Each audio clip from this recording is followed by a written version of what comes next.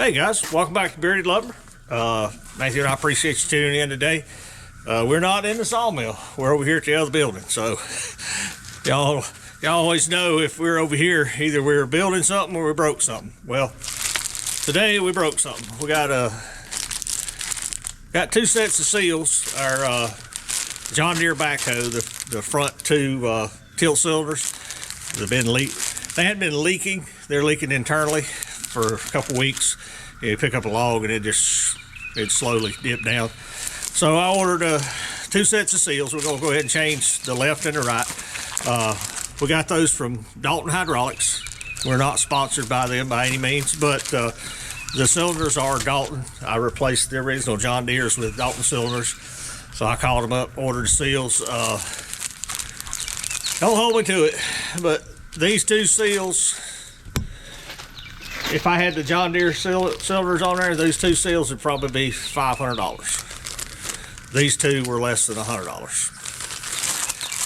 Somebody's making money, you figure out who. So that's the goal of today's video. Let me get the John Deere warmed up, get it over here. I'll need to drop the forks off the front of it. I may pull it over here and let you see just how bad it's dipping. And then I gotta drop the forks off of it and probably stick it nose it in the shop here since it looks like it wants to rain. I got a couple tips and tricks I'll show you on changing seals that'll make the next time you do it a whole lot easier. It's nothing I invented, it's something I will learn from watching YouTube. You know, we share the wealth, share the knowledge, and I hope it helps you. So give me just a minute, we'll get everything set up. I'll be right back.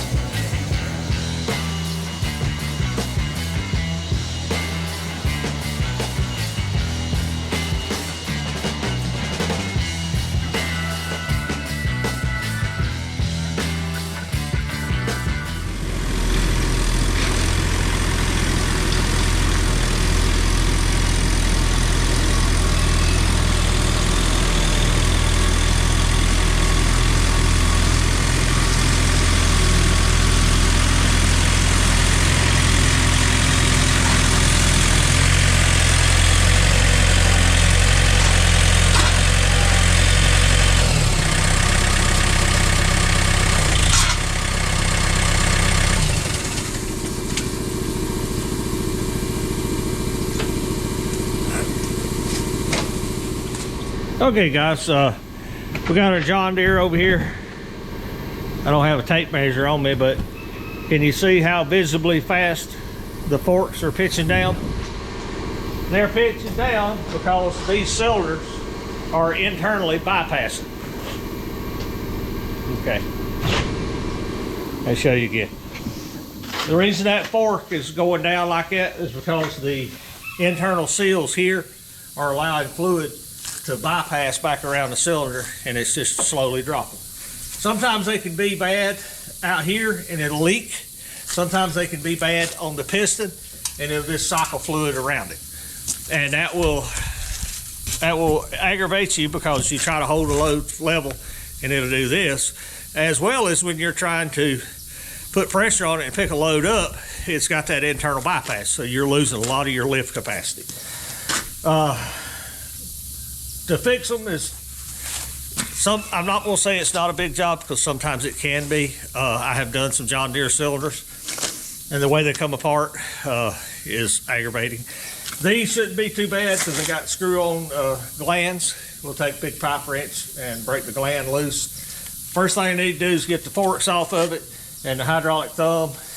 When I pulled up, I turned the tractor off with the thumb up. I turned it back on and turned on the third valve function and then let gravity just close that thumb. Makes it easier when you go to hook it back up. So that's what I'm gonna do now. I'm gonna unplug the third function, unhook the quick disconnect, take the forks over there, set them out of the way. We'll bring the tractor back in here and start taking it apart. So give me just a minute, we'll be right back, guys.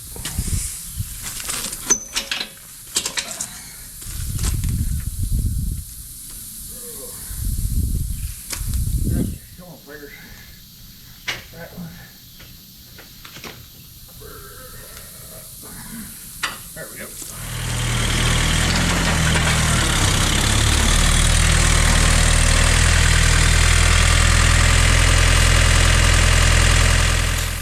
Okay guys, we got our tractor in here, got the forks off of it. I got a jack stand under the lift arms to hold them steady.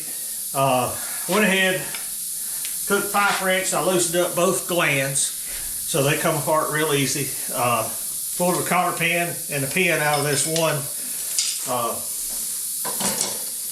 pin here. We're going to drive it out.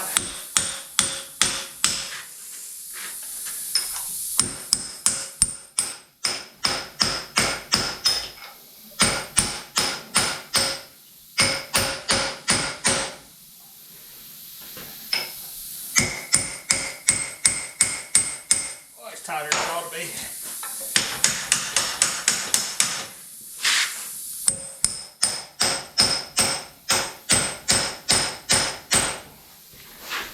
Yeah, the other side of it.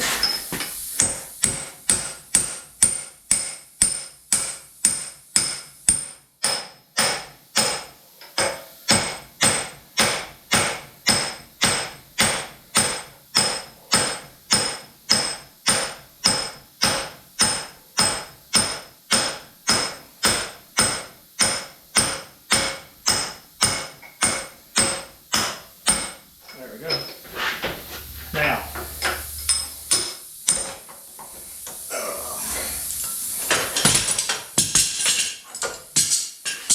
that's why it's important to keep your stuff greased, people.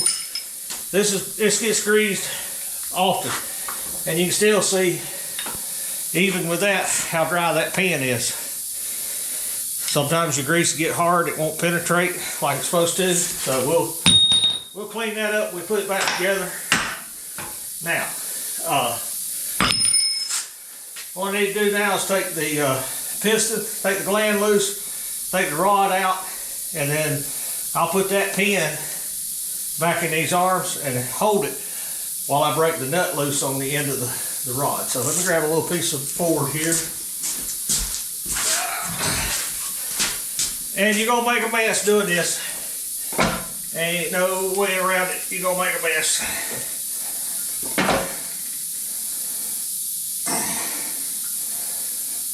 Like I said, we're very fortunate the gland unscrewed without a lot of aggravation. Sometimes they can really be tight.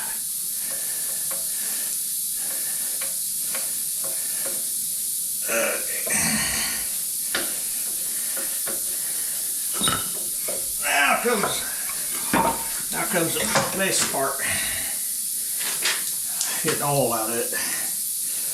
Now if I break this valve loose here, I'll break the suction and it'll come right out. So I'm going to go ahead and do that.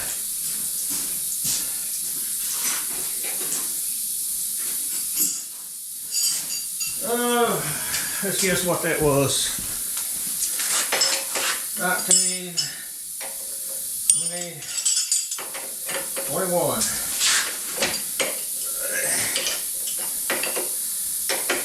Need 2 of them.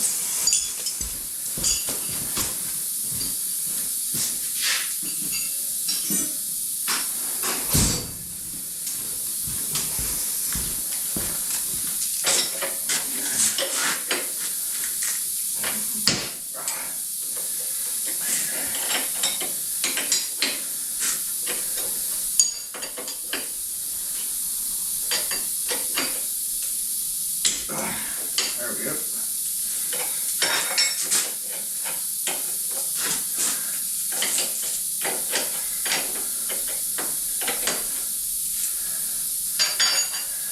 Goes without saying you'll need several gallons of hydraulic fluid to put back in it, because ain't no way around it. We're going to waste some. Oh, come on, fingers.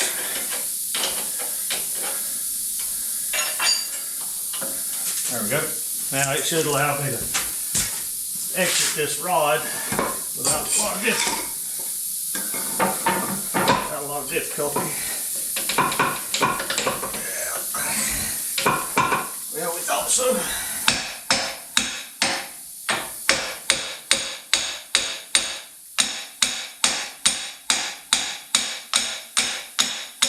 There we go.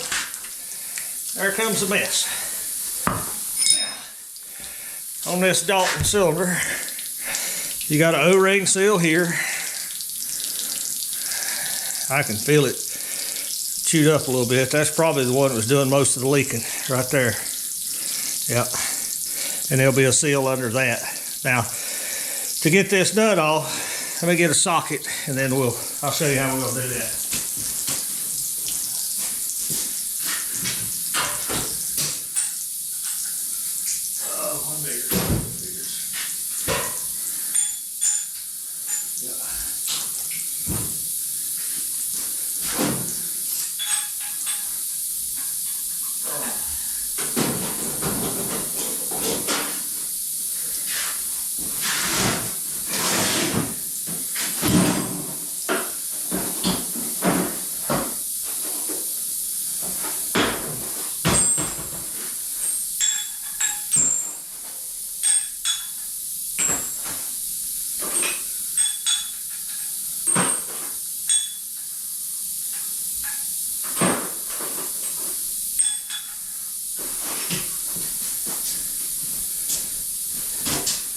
Okay, went and rounded up a 3/4 inch breaker bar and an 1 5/16 socket.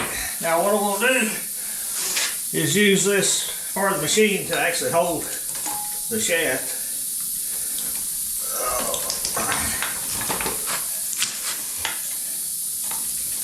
Get in there.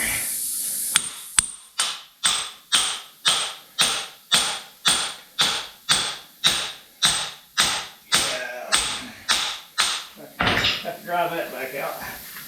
Now, let me get another jack stand and a couple rags.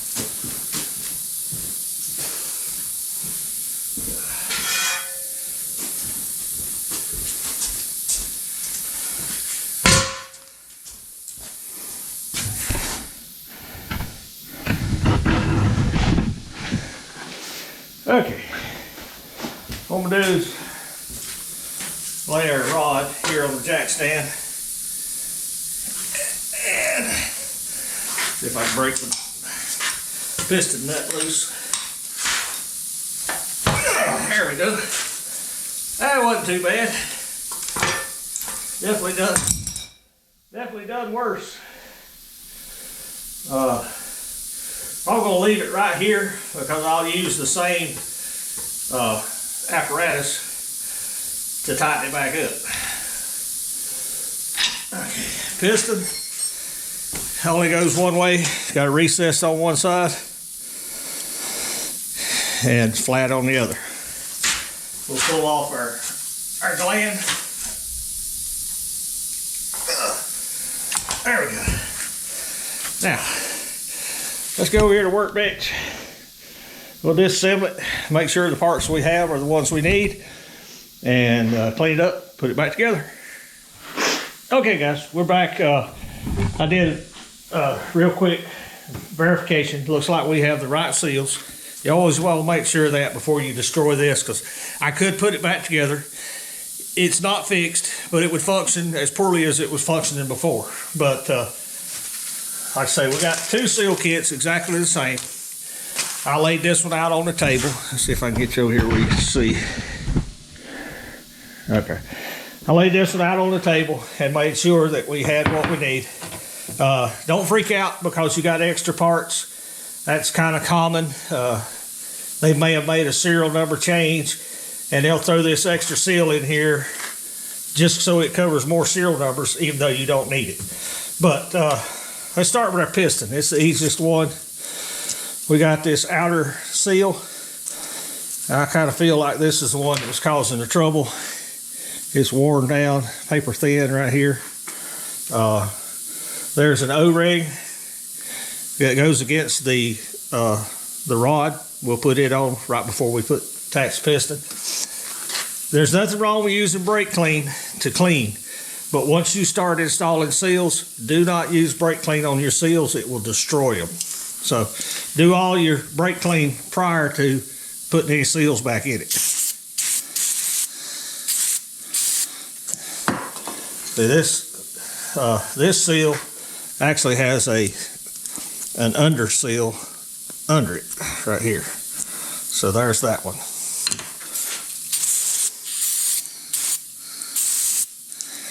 That looks much better. Got some compressed air.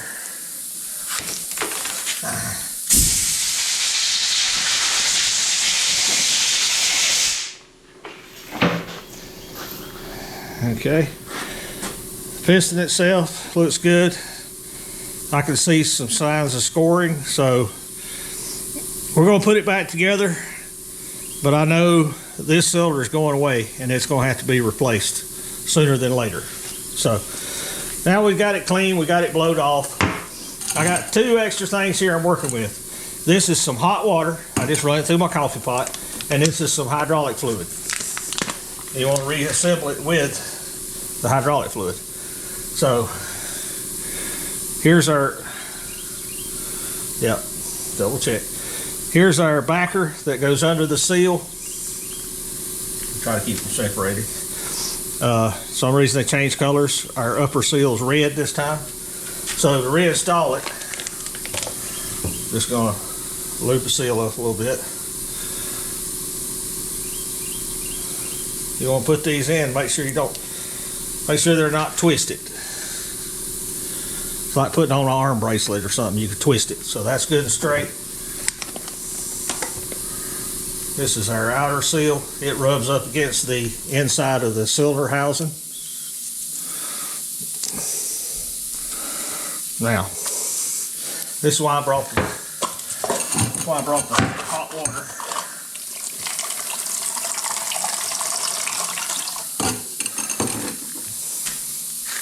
I'll stick that seal in there for just a second. And now in the summertime, I could probably shove it right over there, but it's 45 degrees today. It's kind of cool. That water is hot. It's 140, 50 degrees still. So we'll take this outer seal.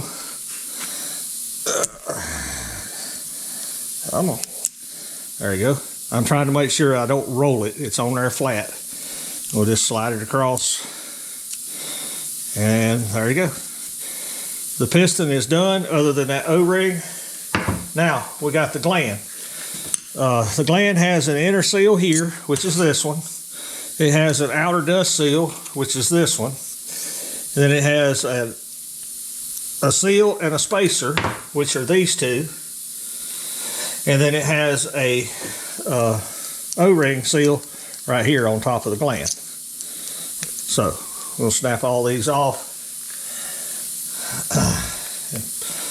Pay attention to how these are put on there, because they're stacked. You have the wider one and the narrow one. So the narrow one goes towards the outside. And then we have our seal here. This would be a little more difficult to get out. Yeah, there we go. Now, you can see the way it's made.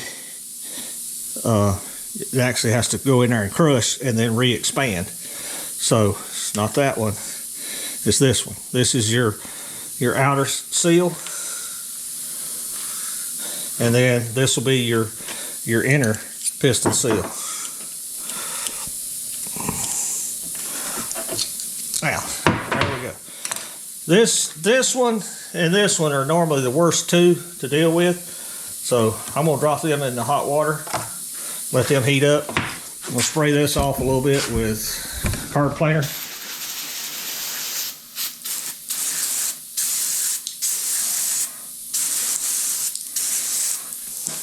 And definitely take either another clean solvent or air and get all this brake clean off before we install our seals.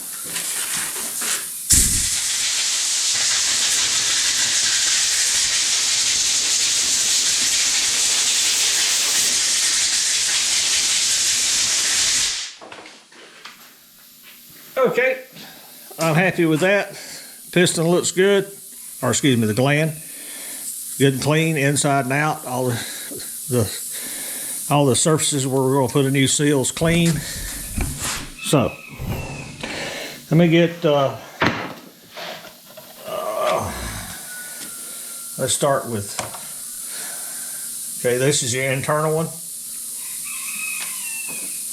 And this one has a groove in the back. Always remember, when you're putting these in, that groove is intended to catch pressure. If you turn it this way, pressure will drive right by it. But if you put it this way, when pressure hits, it will try to roll this outer seal out, which in turn makes a tighter seal. So if you're holding this is where the pressure is coming from. So we want this groove to the inside. Now, this is why I heated this one. These are the worst, the internal ones. A little bit of heat, snap right in there. I grab the outer one.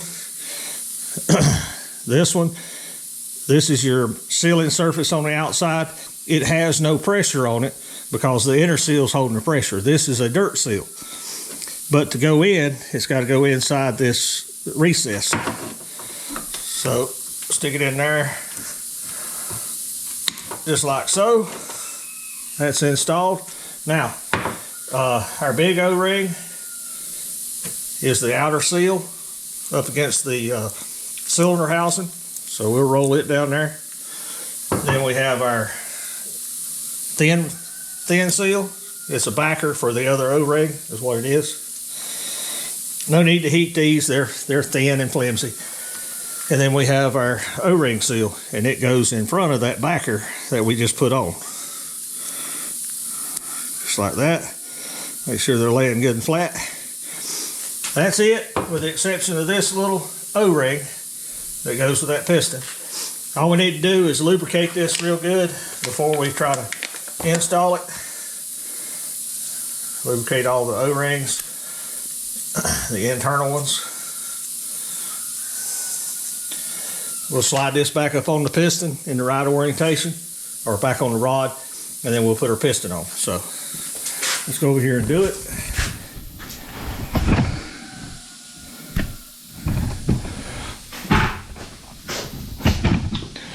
Now,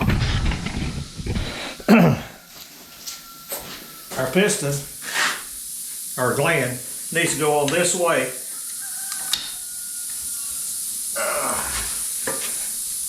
Let's get it on there.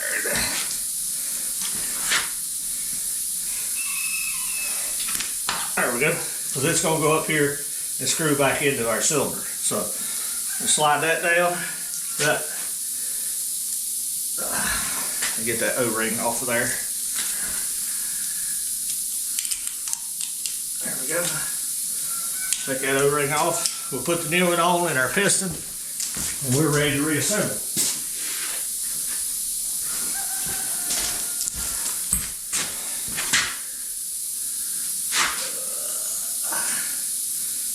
Oh, so that's a long way to push that O-ring up there.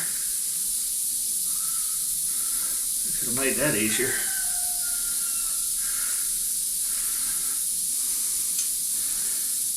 Well, there ain't no shortcut for that. Just gonna have to walk it around the threads till I get it all the way up to the top of this cylinder here. I really don't want to overstretch it.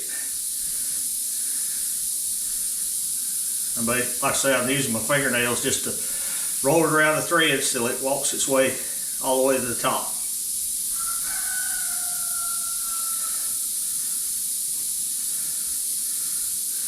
Don't be afraid of these, guys. You know, you can only say you've never done it till you do it. These Dalton cylinders are very easy.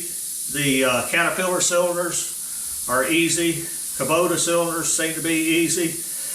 John Deere's are a little more difficult because they, especially on this machine, they don't use a screw-in gland. It's a locking ring, and you actually have to, they'll send you a little plastic ring that you put in there, and it shoves up in, spreads that lock apart, and then you can pull it. Why they did it that way, I don't know. A screw-in or a bolt-on gland is so much easier to deal with versus that, but to each his own. So, got our O-ring positioned, and make sure you get in the right spot. Not happy with it yet. It needs to go right up against that metal, not on the threads. There we go. Well, come on. One little spot there is can carry where the threads basically run out.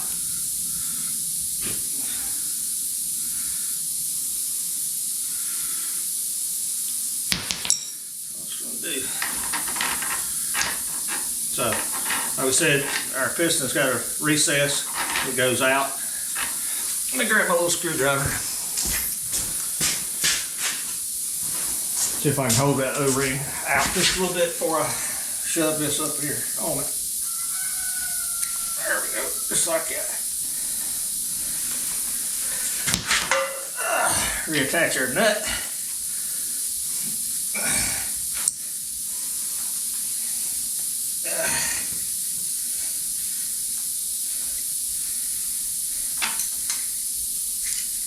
Oh.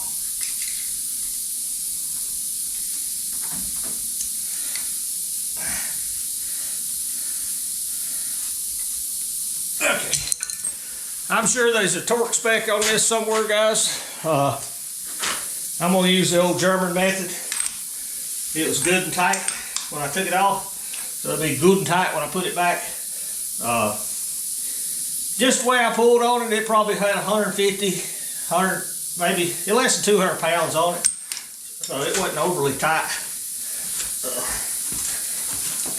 We'll return the favor, tighten it real good. So you don't want your piston coming off. I have had one disassemble like that on me before, and that makes a mess. It'll pull this rod right out of the cylinder and everything. So, next thing to do is get that pin back out, which I had to drive it in, so we'll have to drive it out. Before I put it in next time, I will clean it up, lubricate it, get it greased where it slides in and out easily. Flip this around, screw it all back together, and this side will be complete. Okay, guys, got our rod reinserted into the piston. It actually slid in there real quick. Forgot to get the camera turned on. Now I'm going to tighten the gland up once it starts. There we go. Got it started. They make a real fancy tool for that. I don't have it. We got this fancy tool here.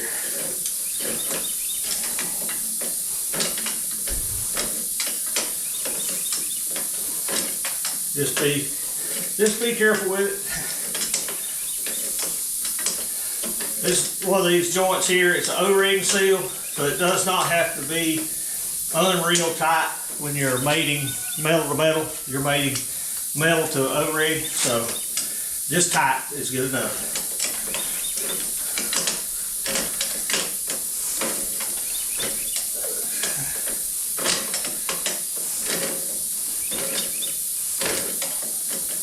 Biggest thing to be careful of is keep your pliers off your rod. You don't want to inadvertently scratch it. If you scratch it, it's going to make a leak.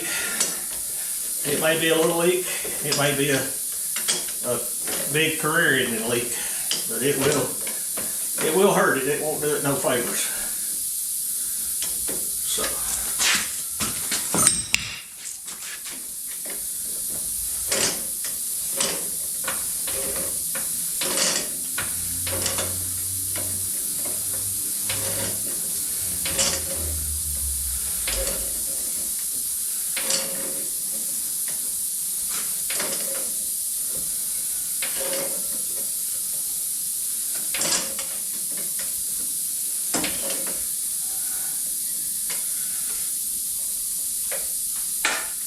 Okay, happy with that. It's good and tight. We'll turn our rod eye end here back up where it needs to be with the grease fitting up. I can reinstall a high pressure hose.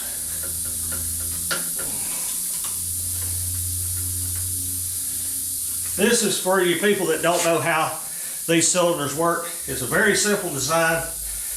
you got that piston in here that's creating a block. If we put fluid pressure to this side, it pushes the piston that way, pushing the rod out. If the machine sends fluid pressure here with this piston, it gets behind the piston and shoves the rod back up into here, returning your fluid back through this line. So it just flips. 1 minute it's pressure, 1 minute it's return, depending on how you're moving the valve. That's pretty much the way all hydraulic systems work. One's pushing and one's returning. There we go. So that's tight. Need to reinstall our arms. It's kind of a 3-finger discount here. You got to do 4 things at once.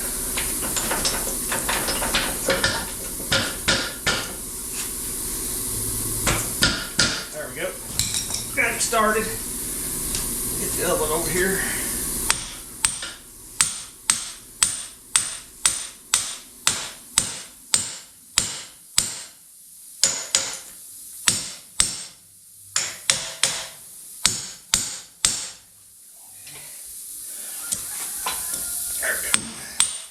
Now, this end has a pin that drops right through this hole on the outside. So I want to make sure that pin is turned up pretty close. And I'll knock it back and put it in this other arm.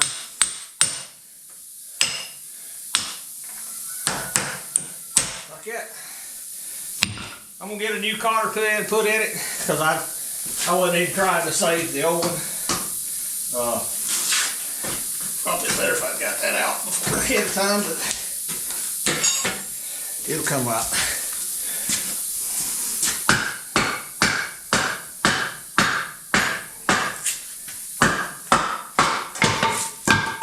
There we go. And it's a greasy mess. Lines are on, pins in. Let's give it a test drive real quick. It'll take a second to get the oil back in the cylinder. I'm gonna wipe off my greasy fingerprints so we don't drag any dirt back up through that clean seal. There we go.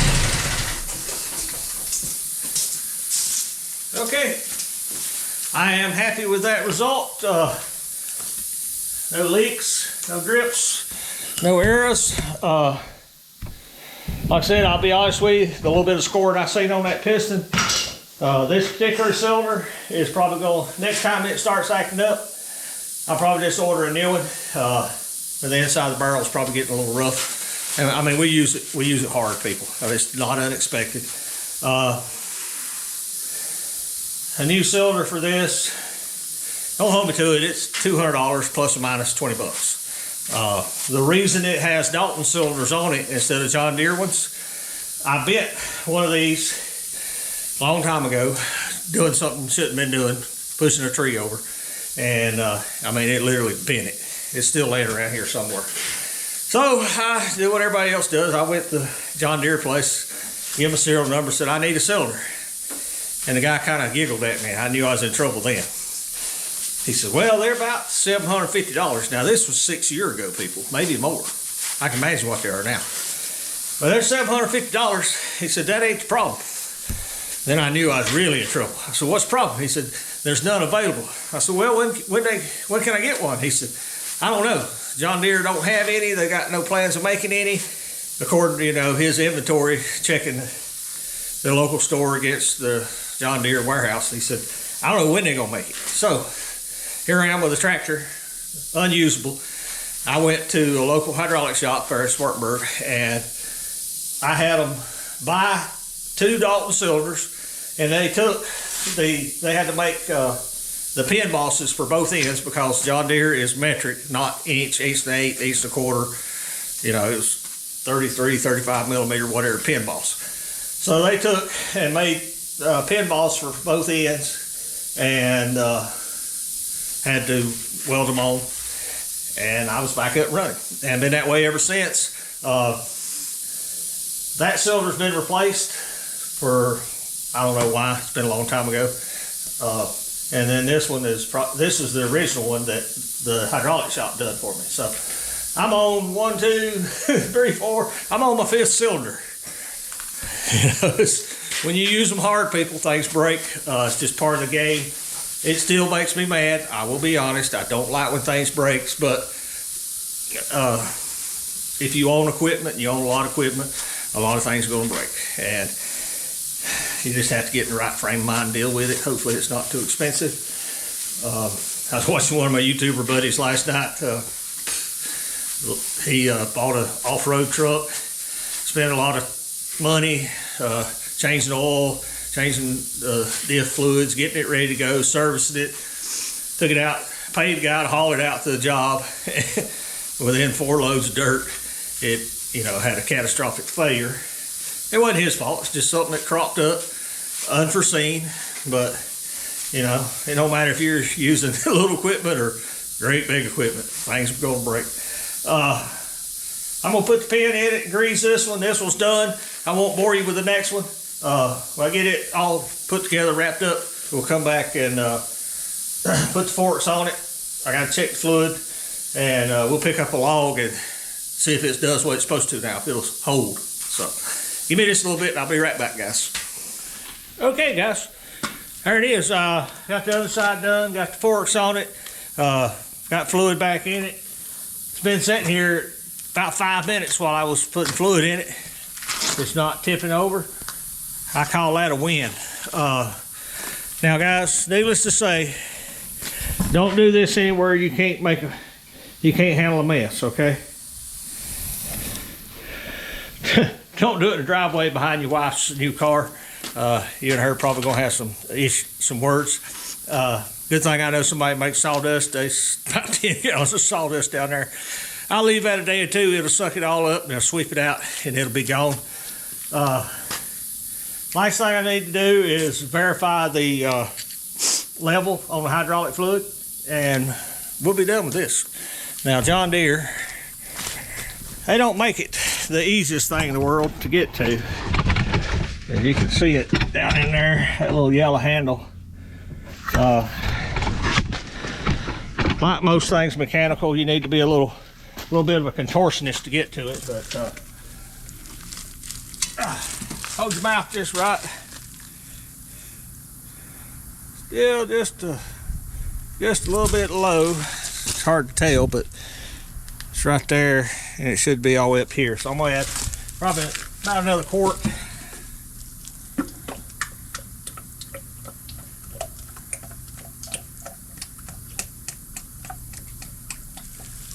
Goes without saying, guys, don't do a seal job unless you got some appropriate hydraulic fluid to put back in it, because you know you got that barrel and there's no way to save it. There's no need in saving it. So I've used almost 2 gallons to fill it back up. So that's just cost of doing business. Oh, like I said, I'm not a big fan when things break down, but things break. Got to take it with a right attitude. I've had these seals for a week and a half, 2 weeks. Be honest with you, I hadn't had the time or the patience to do it. Matthew and I have been extremely busy. We're blessed, no complaints, but I mean, we've been busy. The only time I could do it was real early in the morning and it's cold, or after dark.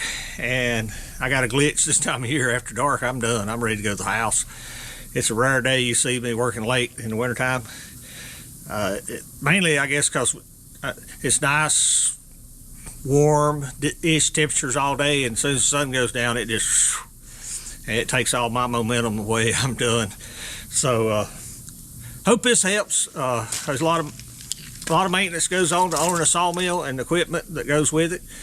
If you got any questions on it, please drop them in the comment section below. I'll do my best to try to answer them. I'm not a world-class mechanic, but I do try to accomplish all the maintenance we can here on the property. It's definitely a cost savings. Just like yesterday, wife come home, her van had thrown the code, and she was in Hendersonville. I didn't get to talk to her. I didn't answer the phone. Matthew did. So he sent her over to the parts store, and they run the code on it. It was a low voltage code. So I told her just to drive it home. Pulled in down here and cranked the van up, drove it over here. Put the voltage tester on it. Battery was a little low, and went to crank it. It didn't crank back. Took the terminals off, put my load tester on it, and it was bad. So she got lucky. She made it home before it flunked. So I had to work on her van yesterday, put a new battery in it. Just life, things happen. That's going to do it for today, guys. Don't forget about the people that help us out, specifically Solomon and Matthew doing all my videos. Ain't no way I can do them, guys. There's just not enough hours in the day. I appreciate it beyond measure. It allows me to focus on work and videos and not have to do the editing and that side of it. They're good at it, and I tell them I appreciate it. Also, Joe Maine from Mizer now. He's a big help to this channel.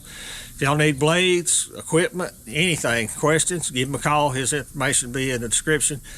And a big shout out to Chuck and Sandra from Shearton Park Farms. They've been a blessing to this channel.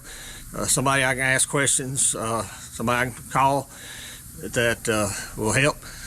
If they run a farming channel, but they own a brand new Mizer LT40. He's getting real good at using it, but their main focus is farming, and he's in touch with the farming industry in rural North Carolina especially. If you got any questions on that, he can really help you out. Or if you're looking at getting into kind of homesteading, wanting to sell some beef, some chicken, some pork, a good person to watch on YouTube, because they do that. They know the ins and outs and the complexities of it. But special shout out to Chuck and Sandra. That's going to do it for today, guys. I'm going to shut up, leave you alone. I can't tell you how much we appreciate you watching. We'll see you back at the mill. Thank you for watching. Here's a video selection and a playlist suggestion. Click here to subscribe for more great content. We'll see you at the mill.